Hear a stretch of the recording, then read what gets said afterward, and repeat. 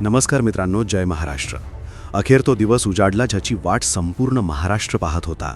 आज 9 फेब्रुवारी 2026 रोजी महाराष्ट्रातील 12 जिल्हा परिषदा आणि 125 पंचायत समित्यांचे निकाल समोर आले आहेत. आणि हे निकाल म्हणजे भविष्यातील विधानसभेची नांदी आहेत असे म्हटल्यास वावगे ठरणार नाही. सकाळपासून हाती येत असलेल्या कलांनुसार आणि निकालांनुसार महाराष्ट्राच्या ग्रामीण भागात पुन्हा एकदा महायुतीचा, विशेषतः भाजप, राष्ट्रवादी काँग्रेस, अजित पवार गट आणि शिवसेना शिंदे गटाचा वर्चस्व पाहायला मिळत आहे. पण काही ठिकाणी, विशेषतः सोलापूर आणि मराठवाड्यात महाविकास आघाडीने आणि स्थानिक आघाड्यांनी दिलेले धक्के हे अतिशय महत्त्वाचे आहेत. आजच्या या स्पेशल व्हिडिओमध्ये आपण 10-12 नव्हे तर महाराष्ट्रातील महत्त्वाच्या जिल्ह्यांचा, हाय व्होल्टेज लढतींचा आणि दिग्गजांच्या प्रतिष्ठेचा सविस्तर पंचनामा करणार आहोत. तुमच्या जिल्ह्यात नेमकं काय घडलं? अजितदादांचा करिश्मा चालला की शरद पवारांची रणनीती जिंकली? शिंदेंच्या शिलेदारांनी बाजी मारली की ठाकरेंचा गड शाबूत राहिला? या सर्वांची उत्तरे आपण पुराव्यासकट आणि आकडेवारीसकट पाहणार आहोत. त्यामुळे व्हिडिओ शेवटपर्यंत नक्की पहा.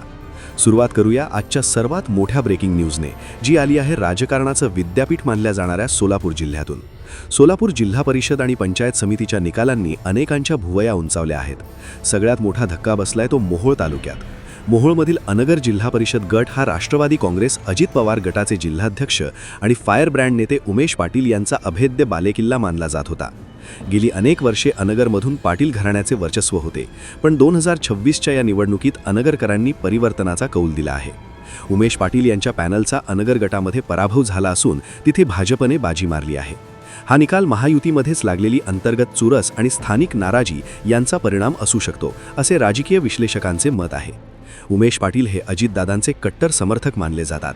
त्यांच्याच होम ग्राउंडवर झालेला हा पराभव त्यांच्या राजकीय कारकिर्दीत एक मोठा सेटबॅक मानला जात आहे. दुसरीकडे सोलापूर जिल्ह्यातील माळशिरस तालुक्यात भाजपने आपला गड राखला आहे, पण तिथेही एक भावनिक आणि प्रतिष्ठेची लढत पाहायला मिळाली. माळशिरसमध्ये भाजपचे आमदार राम सातपुते यांनी आपली पूर्ण ताकद पणाला लावली होती. दहिगाव जिल्हा परिषद गटातून त्यांच्या पत्नी संस्कृती सातपुते या रिंगणात होत्या. मोहिते पाटील गटाचे वर्चस्व आणि स्थानिक विरोधाला तोंड देत संस्कृती सातपुते यांनी दणदणीत विजय मिळवला आहे. हा विजय फक्त एका जागेचा नाही, तर तो राम सातपुते यांच्या माळशिरसमधील वाढत्या प्रभावाचा पुरावा आहे. करमाळा तालुक्याचा विचार केला तर तिथे संमिश्र यश पाहायला मिळाले आहे. करमाळ्यात स्थानिक आघाड्यांनी आणि अपक्षांनी मोठी मुसंडी मारली असून प्रस्थापितांना धक्का बसला आहे.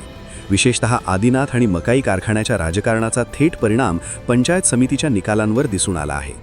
पंढरपूर आणि मंगळवेढ्यात विठ्ठलाच्या साक्षीने भाजपने आपले वर्चस्व सिद्ध केले असले तरी परिचारक आणि भालके गटातील संघर्षाचा फायदा काही ठिकाणी तिसऱ्या आघाडीला झाला आहे. सांगोल्यात शहाजीबापू पाटील यांच्या गटाला शिवसेनेच्या ठाकरे गटाच्या कडव्या आव्हानाला सामोरे जावे लागले. तिथे अटीतटीच्या लढती झाल्या आहेत. आता नजर टाकूया राज्याचे लक्ष लागून राहिलेल्या पुणे जिल्ह्याकडे. पुणे जिल्हा परिषद ही राजकारणातील सर्वात श्रीमंत आणि पॉवरफुल बॉडी मानली जाते.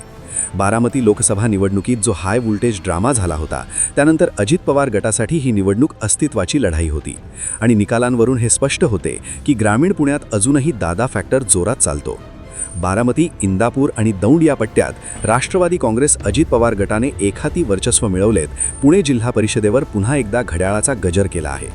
मात्र शिरूर आणि आंबेगाव तालुक्यात शरद पवारांच्या राष्ट्रवादीने आणि कोल्ह्यांच्या समर्थकांनी कडवी झुंज देत काही महत्त्वाचे गड जिंकले आहेत. त्यामुळे पुणे जिल्हा परिषदेत जरी दादांचे वर्चस्व असले तरी विरोधी पक्ष म्हणून शरद पवारांचा गट प्रबळ राहणार आहे. कोकणात काय घडलं? कोकण हा शिवसेनेचा बालेकिल्ला, पण आता प्रश्न होता की शिंदे की ठाकरे? रायगड आणि रत्नागिरी जिल्हा परिषदेच्या निकालांनी हे दाखवून दिले आहे की मुख्यमंत्री एकनाथ शिंदे यांनी कोकणातील तळागाळात आपले नेटवर्क मजबूत केले आहे. रायगडमध्ये अदिती तटकरे आणि शिंदे गटाच्या युतीने मोठे यश मिळवले आहे, तर रत्नागिरीत उदय सामंत यांच्या नेतृत्वाखाली शिंदे गटाने जिल्हा परिषद काबीज करण्याच्या दिशेने वाटचाल केली आहे. ठाकरे गटासाठी हा धोक्याचा इशारा आहे, कारण ग्रामपंचायती आणि जिल्हा परिषदांमधून जर पक्ष हद्दपार झाला तर विधानसभेला मोठे नुकसान होऊ शकते. सिंधुदुर्गमध्ये मात्र नारायण राणे यांच्या भाजपचा प्रभाव स्पष्टपणे दिसून येत आहे. मराठवाड्यातील छत्रपती संभाजीनगर, बीड आणि धाराशिव या जिल्ह्यांकडे पाहिले तर चित्र थोडे वेगळे आहे.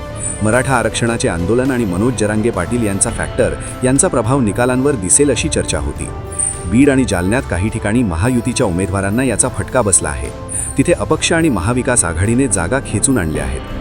मात्र छत्रपती संभाजीनगरमध्ये अब्दुल सत्तार आणि संदीपान भुमरे यांसारख्या मंत्र्यांनी आपापले गड राखण्यात यश मिळवले आहे. लातूरमध्ये काँग्रेसने पुन्हा एकदा आपली ताकद दाखवली असून अमित देशमुखांच्या नेतृत्वाखाली काँग्रेसने जिल्हा परिषदेत चांगली कामगिरी केली आहे. विदर्भात नागपूर, अमरावती आणि यवतमाळमध्ये भाजपने आपली पाळेमुळे घट्ट रोवली आहेत. उपमुख्यमंत्री देवेंद्र फडणवीस आणि प्रदेशाध्यक्ष चंद्रशेखर बावनकुळे यांच्या नागपूर जिल्ह्यात भाजपने स्पष्ट बहुमत मिळवले आहे. विदर्भातील कापूस आणि सोयाबीन उत्पादक शेतकऱ्यांची नाराजी होती, पण सरकारने शेवटच्या टप्प्यात जाहीर केलेल्या योजना, पीक विमा आणि कर्जमाफीच्या घोषणांचा फायदा महायुतीला झाल्याचे दिसत आहे.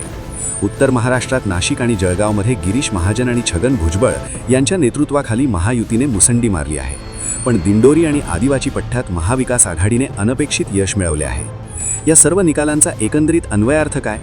10,000 शब्दांचे विश्लेषण करायचे झाले तर 5 महत्त्वाचे मुद्दे समोर येतात. पहिला मुद्दा, सरकारी योजनांचा इम्पॅक्ट. लाडकी बहीण योजना, शेतकऱ्यांना मोफत वीज आणि 7,500 अनुदान या गोष्टी ग्रामीण मतदारांपर्यंत पोहोचवण्यात महायुती यशस्वी ठरली आहे. महिला मतदारांचा टक्का वाढला असून त्याचा थेट फायदा सत्ताधाऱ्यांना झाला आहे. दुसरा मुद्दा, स्थानिक नेतृत्व.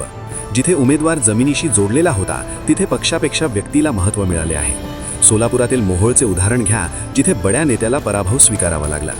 तिसरा मुद्दा, संघटनात्मक बांधणी. ज्या पद्धतीने भाजपने पन्ना प्रमुख आणि बूथ लेवलला काम केले त्याचे फळ त्यांना पंचायत समिती स्तरावर मिळाले आहे. चौथा मुद्दा, विरोधकांची विस्कळीत रणनीती. महाविकास आघाडी अनेक ठिकाणी एकजूट दाखवू शकली नाही. बंडखोरीचा फटका त्यांना बसला आणि मतांचे विभाजन होऊन भाजपचा उमेदवार निवडून आला. आणि पाचवा मुद्दा, भावी विधानसभेचे संकेत. हे निकाल सांगतात की 2029च्या विधानसभेसाठी ग्रामीण महाराष्ट्र सध्या तरी महायुतीच्या बाजूने झुकलेला दिसतो आहे, पण शहरी आणि निमशहरी भागात नाराजीचे सूर आहेत. शेवटी तुमच्या तालुक्यात काय घडलं? तुमच्या गावात कोण जिंकलं? आमच्याकडे आलेल्या माहितीनुसार राज्यातील 50% जास्त पंचायत समित्यांवर महायुतीचा झेंडा फडकला आहे, तर 30% ठिकाणी महाविकास आघाडी आणि 20% ठिकाणी स्थानिक आघाड्यांचे वर्चस्व आहे.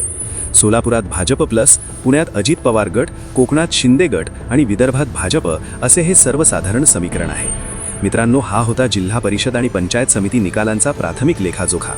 राजकारण आहे, इथे दर 5 वर्षांनी चित्र बदलतं, पण विकासाचं काय? निवडून आलेल्या नवीन सदस्यांनी गावाचा विकास करावा, रस्ते, पाणी आणि शिक्षणाचे प्रश्न सोडवावेत, हीच सर्वसामान्यांची अपेक्षा आहे. तुम्हाला काय वाटतं? या निकालांचा राज्याच्या राजकारणावर काय परिणाम होईल आणि तुमच्या भागातील विजयी उमेदवाराचे नाव काय आहे हे आम्हाला कमेंट बॉक्समध्ये नक्की कळवा. आम्ही तुमच्या प्रत्येक कमेंटची दखल घेऊ. जर तुम्हाला हा सविस्तर रिपोर्ट आवडला असेल तर व्हिडिओला लाईक करा, जास्तीत जास्त शेअर करा आणि आपल्या चॅनलला सबस्क्राईब करा, जेणेकरून राजकीय घडामोडींचे असेच सखोल विश्लेषण तुम्हाला मिळत राहील. भेटूया पुढच्या व्हिडिओमध्ये. तोपर्यंत पाहत रहा, जागरूक रहा. धन्यवाद. जय हिंद, जय महाराष्ट्र.